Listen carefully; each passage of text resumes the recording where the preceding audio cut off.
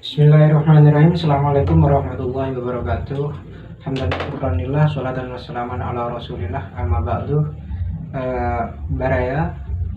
Jadi pada malam hari ini kita akan membahas mengenai salah satu tokoh orientalis yang mereka itu mencoba untuk menafsiri dari Al-Quran. Jadi sebelumnya terkait dengan kata orientalis sendiri, kata orientalis itu berasal dari kata Orion yang bermakna bintang barat. Jadi sebenarnya kata orientalis itu bermakna orang-orang barat yang kemudian mereka itu mempelajari budaya-budaya timur. Dalam kasus ini yang dimaksud adalah agama Islam, seperti itu. Lantas yang akan kita bahas sekarang itu merupakan salah satu tokoh yang bernama Toshihiko Izutsu. Dia ini merupakan salah seorang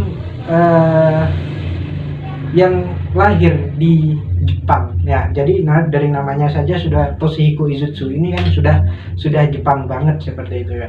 Nah, ini kan agak tidak sinkron dengan kata orientalis, yang mana orientalis kata barat itu kan biasanya mewakili Eropa. Sebenarnya yang dimaksud barat itu biasanya langsung merujuk kepada orang-orang yang ada di benua Eropa seperti itu. Tapi Toshihiko ini kan Jepang kan. Jepang itu kan Asia, bukan Eropa. Tapi kenapa kok Toshihiko ini disebut sebagai orientalis juga?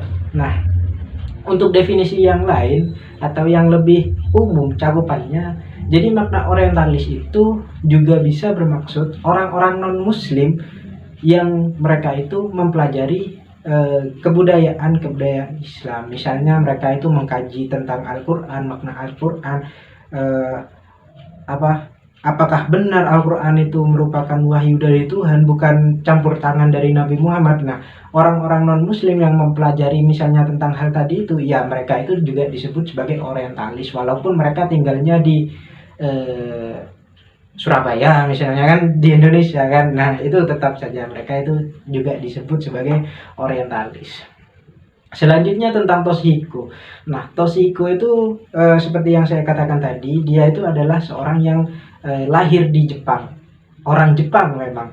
Dia itu lahir di kalangan keluarga Buddha yang beraliran Zen. Jadi aliran Zen itu apa sih? Nah, aliran Zen itu merupakan salah satu aliran dalam agama Buddha, yang mana dalam kepercayaan ini mereka itu menawarkan metode meditasi untuk mencapai sebuah pencerahan.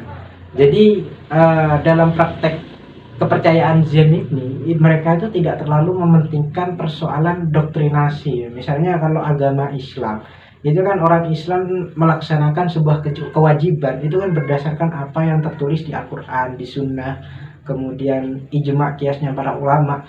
Itu kan mereka melakukannya dari sana kan. Nah, sedangkan di agama Zen mereka itu tidak terlalu mementingkan persoalan doktrinasi. Walhasil mereka itu memandang kitab suci sebenarnya ya teks biasa seperti itu, tidak mempengaruhi terhadap cara mereka beragama. Dan juga terkait konsep Buddhisme ini sebenarnya cukup agak berbeda dengan agama-agama yang lain seperti Kristen, Islam, dan agama-agama samawi lain. Itu konsepnya memang sedikit berbeda. Selanjutnya berawal dari paham Zen ini yang kemudian melahirkan sosok Toshihiko Izutsu yang memiliki kebijaksanaan dalam memandang sesuatu ya, anggap saja seperti itu ya. Bahkan secara karir akademik Toshihiko itu pernah mengajar mulai dari Mesir, Iran, kemudian di beberapa daerah Islam lainnya, kemudian pernah di Kanada juga. Dan dia itu mengajarkan sebuah sebuah mata kuliah tentang filsafat Islam. Ini kan bukan orang Islam tapi kok mengajar filsafat Islam. Ini kan cukup unik ya, berarti kan pengaruh dari budaya Zen itu. Sehingga terkait pemikiran Toshihiko nanti kita akan menjelaskan lagi di belakang tentang kritik dan segi positif dan negatifnya teori semantik yang ditawarkan Izutsu. Jadi banyak para ulama tuh yang kemudian memandang apa yang dilakukan oleh Izutsu ini sebagai satu hal yang positif, karena berbeda dengan orientalis lainnya. Izutsu ini tidak pernah menyinggung personalitas orang muslim secara langsung, atau mereka Toshihiko itu mencoba mengkritik, itu tidak seperti itu. Kalau yang kita tahu orientalis lainnya itu biasanya ya yang mencoba merubah ajaran, menganggap Islam itu modifikasi lah, kitab suci itu tulisan Nabi Muhammad dan lainnya. Itu tidak terjadi di Toshihiko ini. Itu sekilas tentang Toshihiko. Kemudian berangkat kepada pemikirannya Toshihiko. Toshihiko itu melakukan penafsiran terhadap Al-Quran melalui metode pendekatan semantik, yang mana Toshihiko itu hebat sekali. Toshihiko ini sebenarnya, karena Toshihiko itu selain dia itu sangat alim dalam bidang filsafat, khususnya filsafat bahasa juga, dia itu mahir dalam 30 bahasa. Jadi banyak sekali bahasa yang dia kuasai, sehingga salah satu ciri khas dari teori semantiknya itu menawarkan konsep yang namanya Weltanschauung atau pandangan dunia terhadap sebuah teks. Ya, karena dia itu juga memahami banyak sekali bahasa. Misalnya dari kata puasa saja, puasa kalau di Indonesia misalnya dimaknai apa, di Arab dimaknai apa, itu Izutsu menguasai bahasanya, sehingga ya Weltanschauung ini menjadi satu hal yang wes wajar ini bisa sangat dikuasai sama yang namanya Toshihiko ini. Baik, selanjutnya langsung saja kepada sebelumnya tentang semantik. Semantik itu apa sih? Semantik itu sebuah metode dalam mencari sebuah makna melalui susunannya, frasa, kemudian kalimatnya, struktur kalimatnya, melalui tulisan, murni tulisannya. Sebenarnya semantik itu seperti itu. Jadi berbeda dengan semiotika ataupun hermeneutika yang juga merupakan salah satu metode penafsirannya. Itu berbeda, semantik itu berbeda.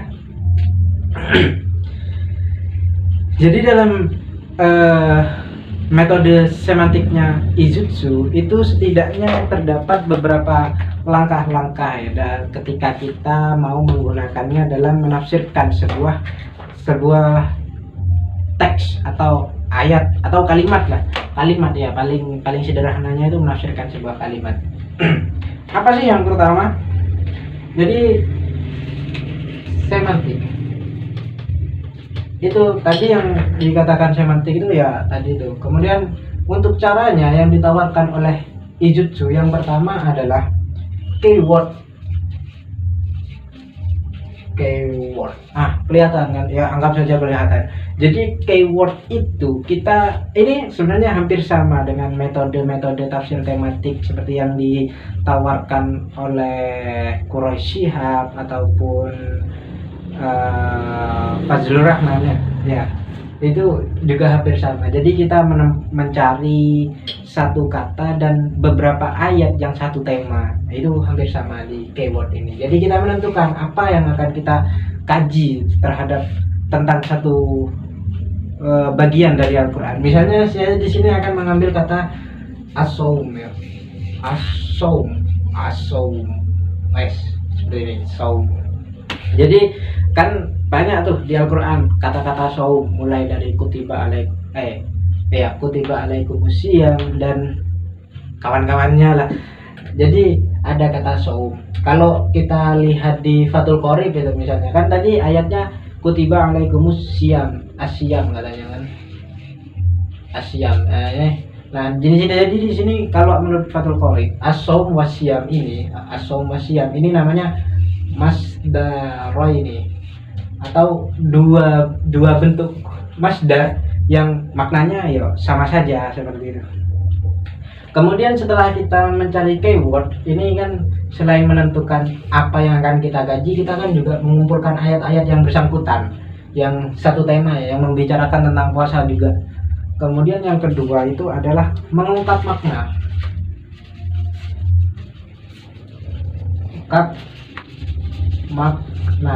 Jadi untuk mengungkap makna di sini Toshihiko memberikan dua langkah. Yang pertama itu mengungkap makna secara leksikal. Yang kedua mengungkap makna relasional. relasional. Makna leksikal itu apa sih? Nah, makna leksikal itu sebenarnya adalah makna yang diambil dari kamus ya, atau makna secara bahasa, secara mendasarnya. Kalau asom wasyam itu makna dasarnya apa sih? Ya, lagi-lagi kita mengambil dari Fathul Qorib ya. Jadi makna asom wasyam masdara ini lugatan secara bahasa itu bermakna al-imsaku atau menahan. Jadi secara leksikal asom wasyam itu bermakna imsak. Imsak.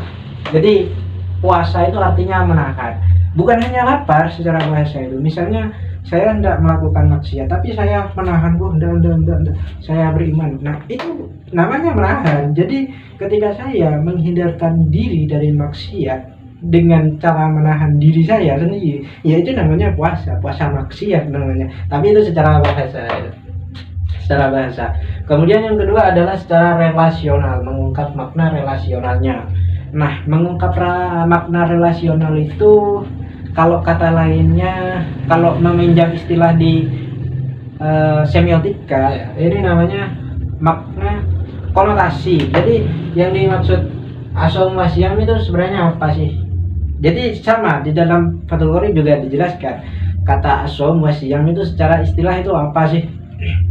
Jadi bunyinya kalau di Fathul Qorib itu gini bunyinya. Wa syar'an imsaku an muftirin biniyatin mahsusatin. Jadi yang dimaksud dengan puasa itu adalah menahan sesuatu dari sesuatu yang bisa membatalkan puasa disertai dengan niat.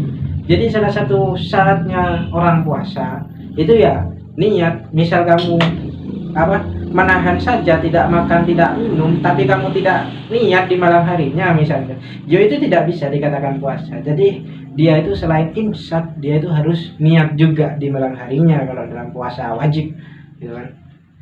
Kemudian mabiniyatin mahsusatin jami'ana harin qabilin lis-shaumi. Jadi puasa itu dilakukan pada siang hari yang mana hari tersebut dapat menerima puasa. Artinya kalau kita melihat hari-hari tasyrik misalnya setelah Idul Adha ya, seperti kemarin itu tanggal 11, 12, 13 Zulhijjah. Nah, itu kan tidak bisa menerima puasa kan. Artinya ketika kita puasa pada hari itu kan dilarang kan. Ya, jadi tidak terjadi puasa di sana. Walaupun kamu tidak makan, sudah niat, ya malah tidak terjadi puasa, malah dosa puasa di hari-hari tasyrik gitu. Kemudian siapa sih yang melaksanakan min muslimin akilin tohirin an min haidin wa nifasin.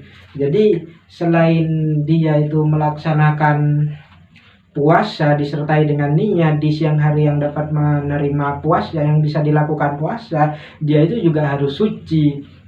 Misalnya orang itu dia itu tidak makan, tidak minum, sudah niat di hari selain hari tasyrik misalnya, artinya hari-hari biasa, bahkan di bulan Ramadan, tapi dia dalam keadaan nifas atau sedang berhadas. Nah, itu tidak terjadi juga puasanya. Jadi komplotan tadi itu harus memenuhi dalam syarat-syarat puasa, sehingga kata as-shaum wasyam ini bisa mencakup makna relasionalnya atau konotasinya, sehingga makna puasa itu tidak umum. Pas intinya menahan itu bisa disebut puasa, tidak seperti itu. Jadi yang dimaksud di ayat ini itu adalah makna konotasinya saja, seperti itu. Dan juga terkait makna konotasi ini sebenarnya ya, ketika kita mengatakan kata puasa tadi itu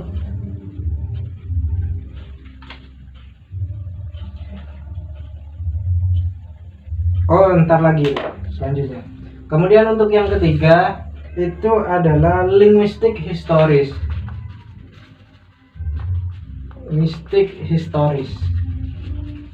Historis namanya. Nah, linguistik historis itu seperti apa ya? Jadi di sini Toshihiko sama menawarkan dua langkah juga. Yang pertama adalah pemaknaan secara diakronik. Dan yang kedua adalah sinkronik. Sebelum ke sini, karena yang diakronik ini cukup panjang ya, jadi saya akan membahas mengenai sinkronik dulu.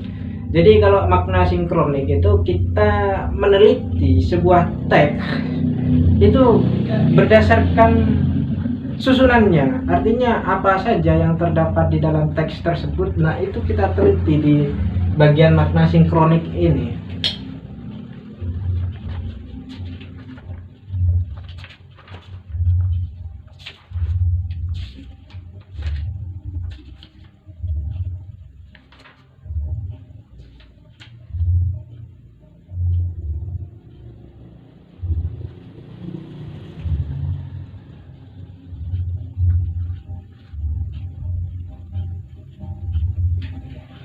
Jadi kata sinkronik itu aspek yang memang tidak bisa dirubah dari konsep kata. Artinya ketika kita melihat kata asyam itu ya, misalnya di kata-kata di ayat kutiba alaikumusyamu kama kutiba alal ladina min qablikum la'allakum tattaqun.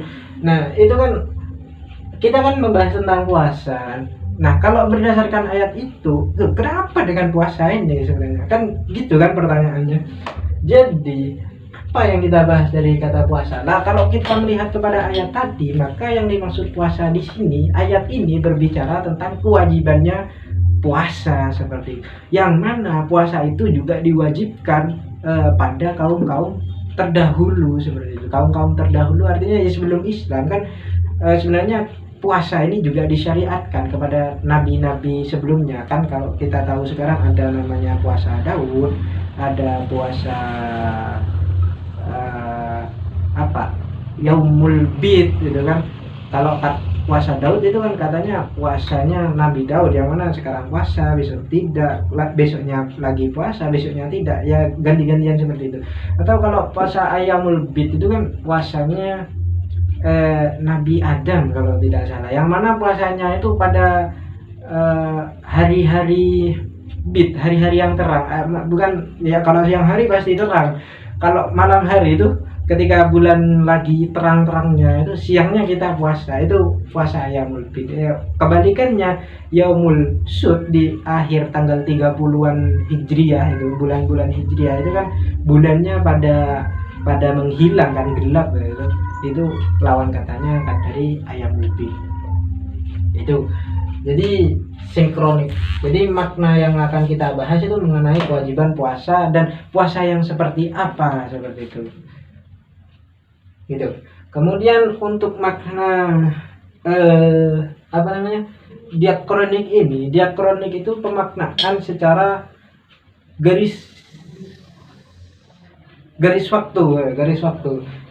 Saya gambarkan seperti ini. Kalau sinkronik itu maknanya bergeser gitu. Artinya tetap puasa dalam satu zaman, artinya ya tetap sama, puasa ya intinya menahan seperti itu. Tapi kalau diakronik itu enggak gini, diakronik itu ada zaman-zaman di sini. Jadi ada zamannya Nabi Daud. Nah ini puasanya akan berbeda dengan zaman Nabi Muhammad misalnya. Ke atasnya lagi Nabi Adam. Itu juga berbeda cara berpuasanya dengan nabi-nabi setelahnya. Makanya itu yang disebut dengan diakronik. Kalau diakronik ya pokok diingat-ingat, kalau diakronik itu berdiri, kalau sinkronik itu horizontal gitu. Nah, tapi di sini dari Toshihiko sendiri membagi makna diakronik itu menjadi 3 bagian. Yang pertama itu adalah pra-Quranik, terus periode Quranik, pasca Quranik. Nah, pasca Quranik.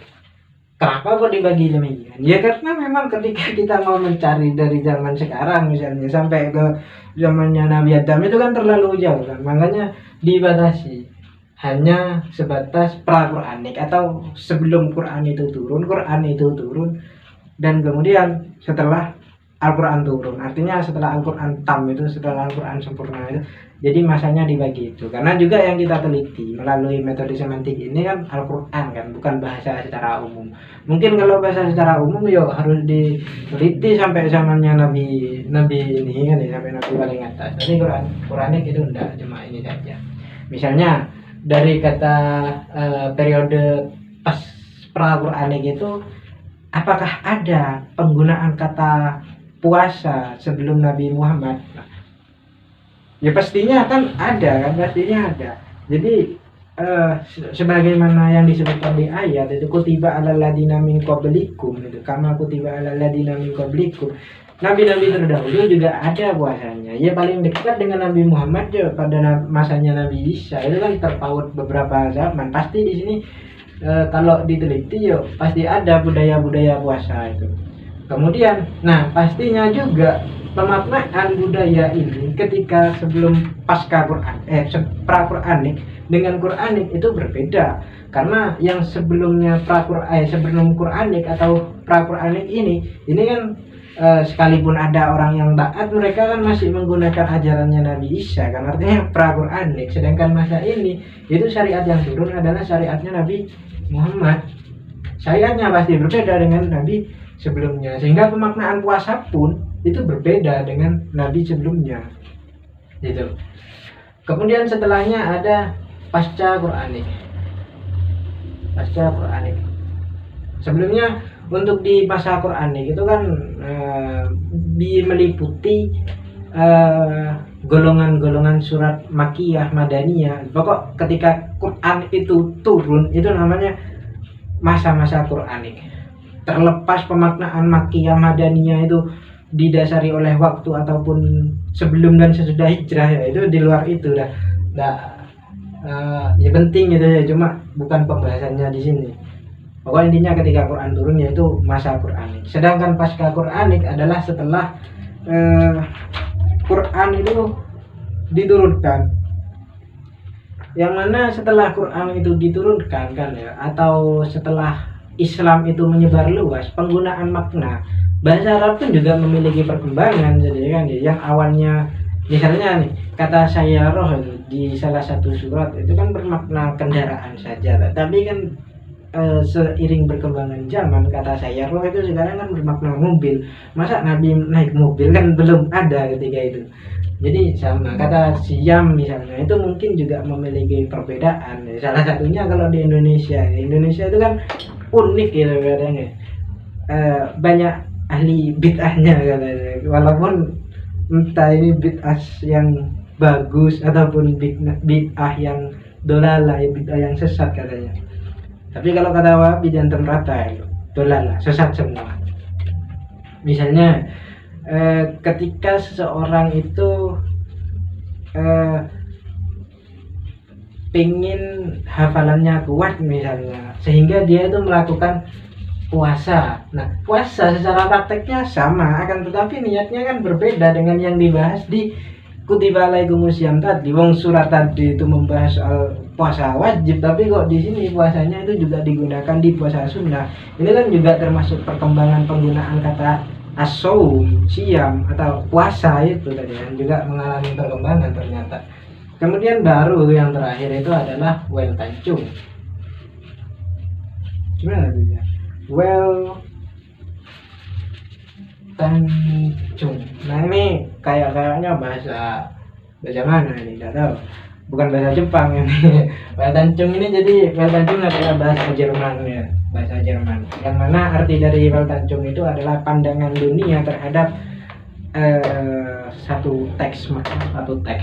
Jadi Toshiko itu udah semena-mena ya, maksudnya mengartikan bahasa Arab langsung ke bahasa Jepang itu enggak, karena ya memang setiap bahasa itu memiliki keterbatasan tersendiri. Misalnya kalau Al-Quran kadang diterjemahkan dalam bahasa Indonesia itu terkadang ya mungkin secara perkata itu tersampaikan, tapi secara maknanya itu belum bisa mencukupi melalui terjemah perkata ini. Ya termasuk Jepang seperti itu, karena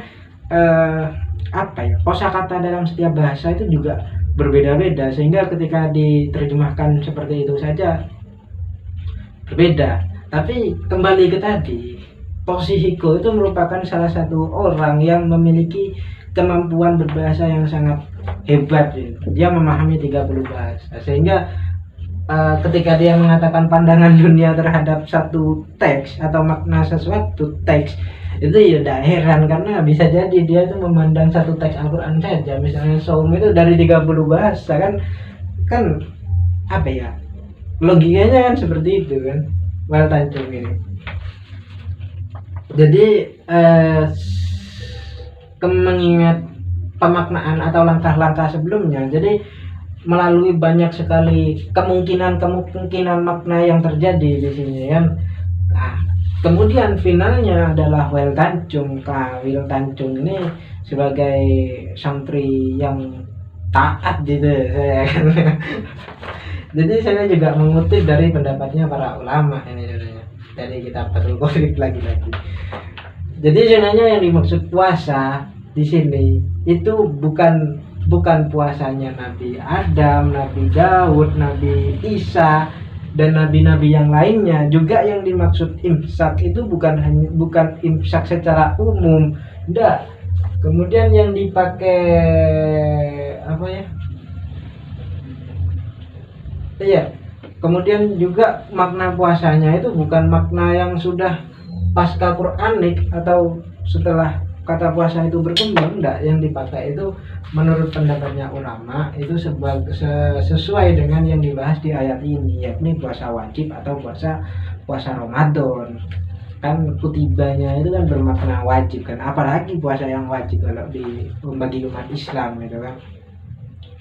Di puasa Ramadan seperti itu, ada puasa lain kayak puasa qadha itu kan juga wajib, tapi kan intinya ya qadha itu terjadi karena meninggalkan puasa Ramadan kan. Jadi intinya ya kembali ke puasa Ramadan seperti itu. Mungkin itu tentang praktek dari Well Tanjung ini. Jadi kembali ke biografi tadi kan, karena Toshihiko itu sangat disambut baik oleh kalangan sarjana-sarjana muslim, khususnya ketika dia itu mencoba untuk menafsirkan Al-Quran. Karena faktanya sebelumnya banyak juga kan mufasir yang kemudian melakukan pendekatan semantik untuk menafsirkan Al-Quran. Ya sebut saja kayak Al-Kasyafnya Zamakhsyari. Dia kan menggunakan pendekatan semantik ya, walaupun dibumbui dengan paham-paham teologinya, tapi secara umum dia itu menggunakan pendekatan semantik. Kemudian ada juga kalau kitab yang sering dikaji di kalangan kita itu ya, orang-orang yang masih debu ini, yang masih debu ini gak ada artinya ini, itu kan bahkan itu sudah cukup sulit ya, tafsir Jalalain itu. Tafsir Jalalain juga kalau kita lihat di awal-awal ya, karena saya memang ngajinya masih di awal belum sampai selesai itu kan, itu di awal-awal juga menggunakan pendekatan semantik ternyata seperti itu. Misalnya saja ketika Imam Suyuti ini menafsirkan tentang kata Maliki Yaumiddin. Nah, beliau Imam Suyuti itu melakukan pendekatan secara semantik. Artinya dia itu juga meneliti kemungkinan ternyata secara bacaan Maliki itu memiliki cara baca yang lainnya. Jadi ada yang membaca Maliki, ada yang membaca Maliki. Nah, ini kan secara semantik kan. Dan keduanya itu memiliki arti yang berbeda, antara Maliki sebagai pemilik hari pembalasan sama Maliki orang yang zat yang menguasai. Ya bisa dicek lagi lah di tafsir Jalalainnya seperti itu.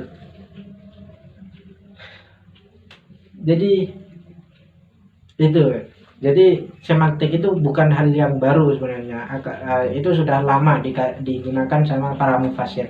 Akan tetapi mungkin yang menjadi kebaruan dari Toshihiko itu adalah ini, Well Tanjungnya Toshihiko, bagaimana dia itu mengkaitkan satu teks dan pendapatnya dari dunia terhadap bahasa tersebut. Sehingga sebagaimana yang saya sebutkan tadi, Toshihiko itu tidak menyentuh personal dari umat secara langsung, sehingga ini disambut baik banget sama para orang-orang Islam. Bahkan karena dia itu juga mengajar di beberapa universitas Islam, bukan main kan kalau di Al-Azhar kan, tapi dia orang Jepang itu, bukan Islam lagi, ngajar filsafat Islam itu kan satu yang hal itu apa yang sangat luar biasa lah.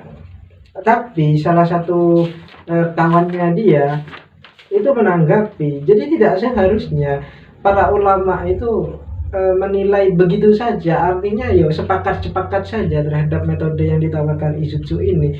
Kenapa? Karena ya tadi itu Al-Quran itu sesuatu yang sangat kompleks sebenarnya ya, sesuatu yang sangat kompleks. Bahkan Izutsu juga mengatakan sebenarnya Al-Quran itu tidak hanya didekati melalui semantik saja, banyak disiplin-disiplin ilmu lain yang bisa digunakan untuk mengkaji Al-Quran, misalnya dari segi sains atau apa misalnya ya, dan pokok selainnya yang bermuatan bahasa ini kan juga banyak. Kalau metode penafsiran malah lebih kompleks lagi, ada bahasa, ada kemudian ada sejarah, dari aspek sejarah, kemudian juga ada aspek saintik kalau memang tafsirnya tafsir ilmi seperti itu sangat kompleks lagi. Sehingga menurut kawannya yang bernama siapa ya,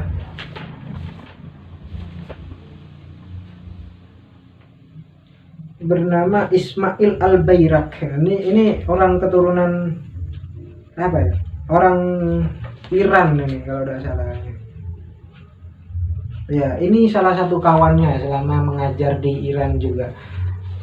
Dia tuh apa ya, menekankan para cendekiawan muslim seharusnya mereka juga cukup kritis ya, terhadap pendekatan yang hanya satu arah ini yang dilakukan oleh Izutsu, yakni melalui pendekatan semantik. Ini seharusnya sangat tidak bisa diterima begitu saja kalau menurut Ismail Al-Bayrak. Nah contohnya seperti ini, kalau kita itu mempelajari tentang living Quran misalnya, living Quran itu kan pengertiannya Al-Quran yang hidup di masyarakat, di mana Al-Quran memiliki dua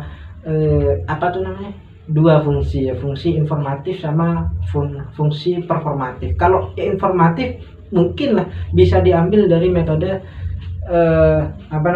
semantik, tapi untuk yang performatif ini kan tidak bisa. Terkadang Al-Quran tiba-tiba Al-Fatihah misalnya tiba-tiba digunakan untuk meruqyah, ini kan tidak ada kaitannya sama sekali sama makna Al-Fatihah sebenarnya kan. Dan di sini semantik tidak mencapai kajian seperti ini kan termasuk dari kekurangan dari metode pendekatan semantik ini. Sehingga ya ojo diam-diam banget lah seharusnya para cendekiawan muslim ini terhadap pemikirannya Toshihiko. Iya memang dia itu tidak pernah nyala-nyala neng Islam itu, tidak kayak orientalis lainnya ya, tapi yuk jangan sepasrah itu.